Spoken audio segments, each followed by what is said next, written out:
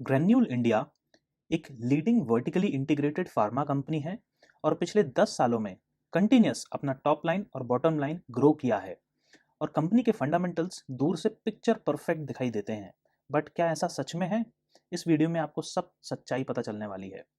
Welcome to fantastic. मैं हूं आश्रय अग्रवाल और आज हम ग्रैन्यूल्स इंडिया की कंप्लीट फंडामेंटल एनालिसिस करेंगे और देखेंगे इनका business, products, performance, in depth financials, industry analysis और भी बहुत कुछ। तो बने रहिए वीडियो में एंड तक।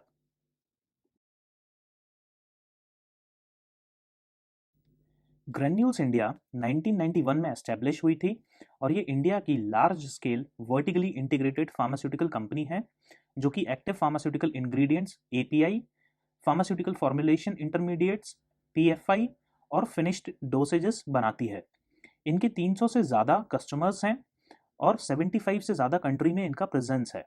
Company mainly paracetamol, metformin, guaifenesin and methocarbamol, मतलब company analgesic, anti diabetic, cough syrups और मसल पेन की दवाइयाँ मेनली बनाती है। अब सबसे पहले एपीआई, पीएफआई और एफडी को समझते हैं, ये होता क्या है, क्योंकि बिना ये समझे इनका बिजनेस नहीं समझ पाएंगे। तो एपीआई मतलब एक्टिव फार्मास्यूटिकल इंग्रेडिएंट्स वो होते हैं जो कि दवाई का मेन फंक्शन के लिए रिस्पॉन्सिबल होते हैं। एग्जाम्पल के लिए पैरासीटामोल का रॉ मटेरियल फिनॉल है और पैरासीटामोल का एपीआई भी पैरासीटामोल है, तो फाइनल प्रोडक्ट का नाम भी पैरासीटामोल है और उसका एपीआई भी पैरासीटामोल है। इसको जब bulking agents, stabiliser, fillers, colour के साथ मिक्स किया जाता है उसको फार्मास्यूटिकल फॉर्मुलेशन इंटरमीडिएट्स या फिर पीएफआई कहते हैं। ये एक फिक्स्ड रेशियो में होता है और ये एक बहुत ही कॉम्प्लेक्स प्रोसेस है जो कि 80% कॉस्ट है फाइनल डोसेज की। जब पीएफआई को कैप्सूल, सिरप या टैबलेट में पैक करके शिप किया जाता है उसको फाइनल डोसेज या फिर फिनिश्ड डोसेज या एफडी कहते हैं। ग्रैन्यूल्स ये तीनों काम करती है और इसे ही वर्टिकली इंटीग्रेटेड सिस्टम बोलते हैं। कंपनी का मेन फोकस है पीएफआई और एफडी में इनका शेयर बढ़ाना और end to end solutions provide करना। यहाँ पे आप कंपनी के प्रमोटर्स का नाम देख सकते हैं, डॉक्टर कृष्णा प्रसाद चिगुरुपट्टी। कंपनी के 7 मैन्युफैक्चरिंग प्लांट्स हैं। ए ये एक टाइप का एप्लीकेशन फॉर्म होता है जब भी कोई नए मॉलिक्यूल के लिए इनको रिक्वेस्ट करना होता है अप्रूवल के लिए। तो इस साल उन्होंने 51 ए फाइल किए थे। इनकी लार्जेस्ट पीएफआई फैसिलिटी है पूरी दुनिया में। ये बहुत बहुत ही बड़ा पॉजिटिव साइन है। चलिए अब कंपनी के प्रोडक्ट्स देखते हैं और उसका कितना कितना शेयर है रेवेन्यू में वो भी देखते हैं। तो 2021 में पैरासीटामोल का शेयर 34% था। वहीं अगर आप देखेंगे तो मेटफॉर्मिन का भी शेयर 26% था जो पिछले साल से इंक्रीज हुआ। सेम वे पैरासीटामोल का भी इंक्रीज हुआ। यहाँ पे ब्रूफेन का शेयर लेकिन डिक्रीज हुआ। चलिए अब कंपनी का प्रेजेंस देखते हैं। तो कंपनी, जैसा मैंने बताया कि 70 कंट्रीज से ज़्यादा में अपने प्रोडक्ट्स को एक्सपोर्ट करती है और इनका major share 54% share North America region से आता है और उसके बाद 18% यूरोप से, इंडिया से सिर्फ 14% है और लेटिन अमेरिका से 9%, रेस्ट ऑफ द वर्ल्ड से सिर्फ 5% है। कंपनी के 7 मैन्युफैक्चरिंग यूनिट्स हैं, यहाँ पे आप देख सकते हैं इंडिया में, और एक है यूएस में। तो आप यहाँ पे देख सकते हैं कौन से सेगमेंट में ये मैन्युफैक्चरिंग यूनिट्स काम करते हैं और उसको कौन से अप्रूवल्स मिल चुके हैं। इस टेबल में आपको वैल्यू चेन के हिसाब से, प्रोडक्ट्स के हिसाब से उनकी इंस्टॉल्ड कैपेसिटी यहाँ पे दिखेगी। वहीं नॉर्थ अमेरिका का शेयर आप देखेंगे तो हर साल इंक्रीज हुआ है। सेम वे लैटिन अमेरिका का भी इंक्रीज हुआ है, यूरोप का भी इंक्रीज हुआ है, लेकिन इंडिया का ऑलमोस्ट 2019 और 2021 में सेम ही रहा है। चलिए कंपनी की फाइनेंशियल समरी देखते हैं। तो ये पिछले साल से कंपेयर में 2021 में 24.6% का इंक्रीज था रेवेन्यू में। ईबिटा भी 6.2% से इंक्रीज हुआ। पैट भी 63.8% से इंक्रीज हुआ और इनके आरओसी और आरओई भी बहुत ही अच्छे नंबर्स पे हैं। ये लास्ट ईयर के फिगर्स हैं और हर साल कंपनी, अगर एनुअल रिटर्न्स देखें तो हर साल पॉजिटिव में ही रही है। कंपनी का रेवेन्यू देखें तो कंटिन्यूसली इंक्रीज हो रहा है। 2020 में इंक्रीज ज़्यादा नहीं हो पाया लेकिन फिर भी कोविड के टाइम में भी ये पॉजिटिव में थे। एबिटा कंटिन्यूसली इंक्रीज हो रहा है। एबिटा ग्रोथ भी बहुत ही हेल्दी नंबर पे है। नेट प्रॉफिट भी बहुत तेज़ी से ग्रो हो रहा है। डेट इन्होंने थोड़ा सा रिड्यूस किया है जो कि बहुत अच्छी बात है। रिटर्न ऑन इक्विटी भी बहुत अच्छी तरीके से ग्रो हो रहा है। अगर हम रेवेन्यू का ब्रेकअप देखें तो 2021 में लगभग 52% इनका शेयर रेवेन्यू का फाइनल डोसेजेस से आया है। वहीं 28% एपीआई से और पीएफआई से 19% था। FY21 के Q3 जिसकी रिजल्ट आज ही आया है उसमें इनका जो एफडी से शेयर है वो लास्ट क्वार्टर के कंपैरिजन में थोड़ा कम हुआ है और लास्ट ईयर के थर्ड क्वार्टर से ऑलमोस्ट बराबर ही है। एफडी से कंपनी का सबसे ज़्यादा मार्जिन निकलता है। क्योंकि इस क्वार्टर में कम हुआ है इसलिए प्रॉफिटेबिलिटी पे थोड़ा सा फर्क पड़ा है। मेजरली यूएसए में इन्वेंट्री बिल्डअप की वजह से हुआ है। मॉलिक्यूल शेयर अगर आप देखेंगे तो पैरासीटामॉल का ऑलमोस्ट 50% है इनके टोटल प्रोडक्ट्स का, जो कि बहुत ज़्यादा डिपेंडेंसी है एक पर्टिकुलर प्रोडक्ट पे। ज्योग्राफिकल मिक्स भी आप देखोगे तो जो नॉर्थ अमेरिका का है वो थोड़ा सा ही इंक्रीज हुआ है, वहीं आप यूरोप का देखोगे तो वो काफ़ी हद तक इंक्रीज हुआ है।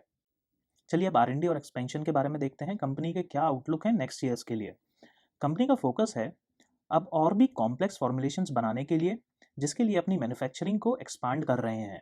2021 में 271 करोड़ का कैपेक्स था, उसमें से 240 करोड़ इन्होंने अपनी एक नई फिनिश्ड डोसेजेस की यूनिट को सेटअप करने के लिए खर्च किए। नेक्स्ट 3 इयर्स में कंपनी के प्लान है कि 1000 करोड़ के कैपेक्स से ये अपना प्रोडक्शन कैपेसिटी को और भी ज़्यादा एक्सपैंड करेंगे। कंपनी ने 2021 में 100 करोड़ आर&डी पे खर्च किए, जिसका 70% अपने मोस्ट सेलिंग प्रोडक्ट्स के वर्टिकल इंटीग्रेशन को एक्सपैंड करने में था और 30% नए प्रोडक्ट्स डेवलप करने में। रिसेंटली इन्होंने यूएस एफडीए से पोटेशियम क्लोराइड के एएनडीए के लिए अप्रूवल भी मिल गया है। एएनडीए का मतलब है एब्रीवेटेड न्यू ड्रग एप्लीकेशन। जब भी कोई नया ड्रग बनाया जाता है उसके लिए जो एप्लीकेशन सबमिट करनी पड़ती है वो एएनडीए बोलते हैं, बाकी इंडस्ट्री में जैसे पेटेंट कहते हैं। चलिए फार्मा इंडस्ट्री का एनालिसिस करते हैं। स्टार्ट करते हैं ग्लोबल फार्मा इंडस्ट्री से। ये एस्टिमेटेड है कि 2030 तक global pharma industry 1.3 trillion dollars की हो जाएगी, जो कि 5 to 8% की CAGR ग्रोथ है। फार्मा इंडस्ट्री की कमाई आपकी और मेरी बेकार होती हुई हेल्थ और लाइफस्टाइल से ही होती है और अनफॉर्चुनेटली ये कंटिन्यूसली बढ़ रही है। इमर्जिंग इकोनॉमीज में बढ़ता हुआ अवेयरनेस और डिस्पोजेबल इनकम फार्मा इंडस्ट्री को और भी बहुत पुश करेगी। कोविड में सबको एटलीस्ट ये तो सिखा दिया अपनी हेल्थ के साथ खिलवाड़ मत करो, और कोविड के लॉन्ग टर्म इफेक्ट्स भी फार्मा कंपनीज को अच्छा खासा प्रॉफिट देती रहेगी। इंडियन फार्मा इंडस्ट्री के डोमेस्टिक मार्केट में पिछले 2 डेकेड्स में 11% की CAGR से ग्रो किया है, वहीं एक्सपोर्ट्स ने 16% से ग्रो किया है। इंडियन फार्मा इंडस्ट्री को फार्मेसी ऑफ द वर्ल्ड भी कहते हैं और सस्ती जेनेरिक मेडिसिन हमारा यूएसपी है। इंडिया की फार्मा कंपनीज यूएस को 40% जेनेरिक ड्रग्स सप्लाई करती हैं, वहीं यूके की 25% प्रिस्क्राइब्ड मेडिसिन इंडिया से जाती हैं। वैक्सीन्स में भी इंडिया का मार्केट शेयर 60% से ज़्यादा है। इंडिया में 60,000 से ज़्यादा जेनेरिक ब्रांड्स हैं जो 60 से ज़्यादा थेरापेटिक कैटेगरीज में आते हैं। एक्सपोर्ट्स पे अगर नज़र डालें तो इंडिया 200 से ज़्यादा कंट्रीज़ को मेडिसिन सप्लाई करता है। कंफ्यूज मत होइए, 206 छोटे बड़े कंट्रीज़ हैं और इंडिपेंडेंट टेरिटरीज़ हैं वर्ल्ड में।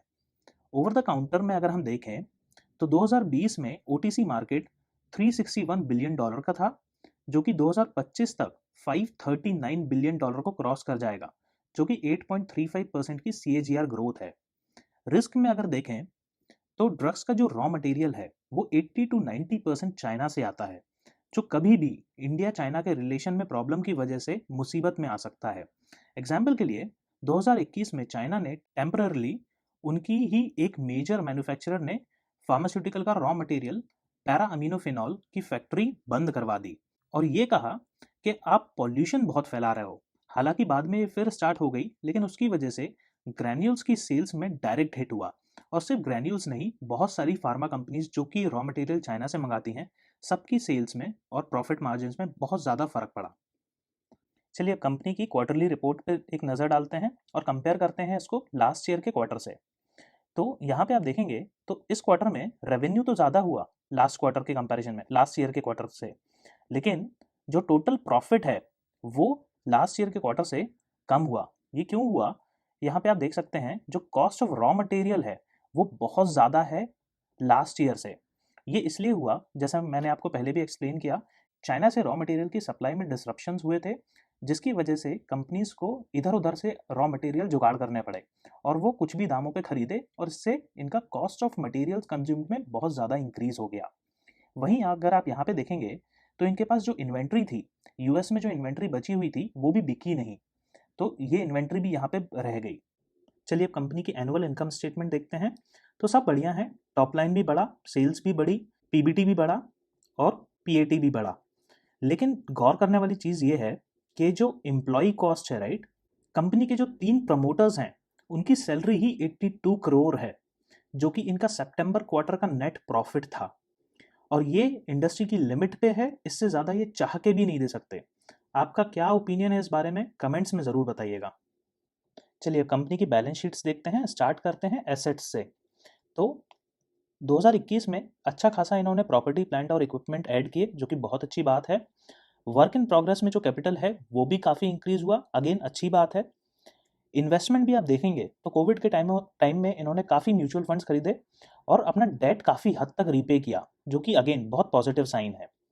यहाँ पे आप देखेंगे तो ट्रेड रिसीवेबल्स भी बढ़ा है और bank balances, other cash equivalent भी बढ़ा है। चलिए बैलेंस शीट की लायबिलिटीज़ देखते हैं। तो यहाँ पे आप देखिए इनके बोरोइंग्स शॉर्ट टर्म में थोड़े से बड़े हैं और जो आउटस्टैंडिंग अमाउंट है जो इनको अपने क्रेडिटर्स को पे करना है, ये भी थोड़ा थोड़ा सा बड़ा है। चलिए अब कैश फ्लो स्टेटमेंट देखते हैं ऑपरेटिंग एक्टिविटीज़ से। तो डेफिनेटली पीबीटी बढ़ा था 2020 के कंपैरिजन में, लेकिन अगर आप यहाँ पे देखेंगे तो कैश जनरेटेड फ्रॉम ऑपरेशंस कम हुआ 2020 के कंपैरिजन में। ये क्यों हुआ? जो इन्हें पैसा मिलना था अपने कस्टमर्स से वो ऑलरेडी इनको मिल गया, लेकिन जो पैसा इन्हें देना था अपने क्रेडिटर्स को ये उन्होंने नहीं दिया जब तक ये स्टेटमेंट बनी। और जो इन्वेंट्रीज थी ये बिकी नहीं, पिछले साल के कंपैरिजन में काफ़ी ज़्यादा इन्वेंट्रीज इनके पास पड़ी रही। चलिए अब कंपनी की इन्वेस्टिंग और फाइनेंसिंग एक्टिविटीज़ से कैश फ्लो देखते हैं। तो इस साल काफ़ी सारे इन्होंने अपने फिक्स्ड एसेट्स बढ़ाए, जो कि अच्छी बात है, और अपना बैंक बैलेंस और एफडी भी थोड़ा सा बढ़ाया लास्ट ईयर के कंपैरिजन में। अगर आप फाइनेंसिंग एक्टिविटीज़ देखेंगे तो यहाँ पे इन्होंने काफ़ी सारा अपना लोन रीपे किया, प्लस कुछ एक शेयर्स भी इन्होंने बायबैक किए थे, उसकी वजह से भी काफ़ी सारा अमाउंट इन्होंने स्पेंड किया। जो नेट कैश और कैश इक्विवेलेंट बचा साल के लिए वो नेगेटिव रहा, मतलब इनके पास कैश बचा ही नहीं। ये पिछले साल पॉजिटिव में थे, इस साल इनका एक्स्ट्रा खर्चा हो गया अपने जेब से। कैश एंड कैश इक्विवेलेंट्स अगर देखें 2021 में इनके पास सिर्फ 20 करोड़ का कैश बचा, जबकि लास्ट ईयर उनके पास 174 करोड़ का कैश बचा हुआ था। तो शायद कहीं ना कहीं प्रमोटर को अपनी सैलरी कम करने के बारे में सोचना चाहिए। चलिए क्विक नज़र डालते हैं इंपॉर्टेंट रेशियोज़ पे। ज़्यादा टाइम इस पर स्पेंड नहीं करेंगे क्योंकि सभी बहुत अच्छे नंबर्स पे दिखाई देते हैं। ईपीएस बहुत अच्छा है, डिविडेंड ये ज़्यादा कुछ देते नहीं हैं, gross profit margin, operating profit margin और नेट प्रॉफिट मार्जिन बहुत ही हेल्दी हैं और कंटिन्यूसली ग्रो हो रहे हैं। आरओई, आरओसी और आरओए ये सब भी कंटिन्यूसली ग्रो हो रहे हैं और बहुत ही हेल्दी नंबर पे हैं। करंट रेशियो थोड़ा सा पिछले साल के कंपैरिजन में गिरा है। क्विक रेशियो भी थोड़ा सा गिरा है क्योंकि इनके पास अब कैश कम हो गया है। डेट इन्होंने रीपे किया था, इसलिए डेट टू इक्विटी थोड़ा सा कम हुआ है। इंटरेस्ट कवरेज रेशियो बहुत अच्छा है। एसेट टर्नओवर रेशियो भी बहुत ही अच्छा है, काफ़ी ज़्यादा ये इन्वेस्ट करते हैं अपने एसेट्स को बिल्ड करने के लिए।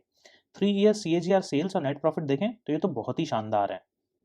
पीई रेशियो देखें तो थोड़ा सा लास्ट ईयर के कंपैरिजन में इंक्रीज हुआ है, बट फिर भी बहुत ज़्यादा नहीं है। पीबी बहुत कम है और अंडर वैल्यूड होने का साइन दे रहा है।